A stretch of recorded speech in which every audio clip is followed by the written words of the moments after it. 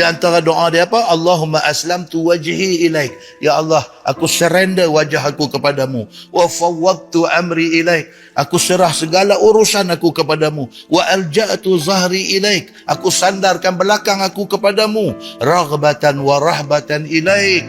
Aku serahkan benda ni semua dalam keadaan senang dan takut kepadamu, ya Allah.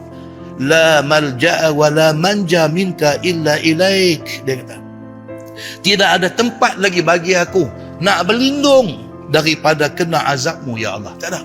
Tak ada tempat nak menyorok daripada kena azab Allah. Tak ada. Allahumma amantu bi kitabik. Ya Allah, aku beriman dengan kitab Quranmu. Allazi anzalta. Yang diturunkan Allah kepadamu, wahai Muhammad.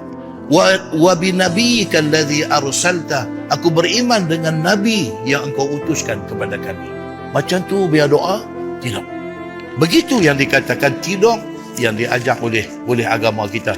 Macam mana punya kita nak kena jaga.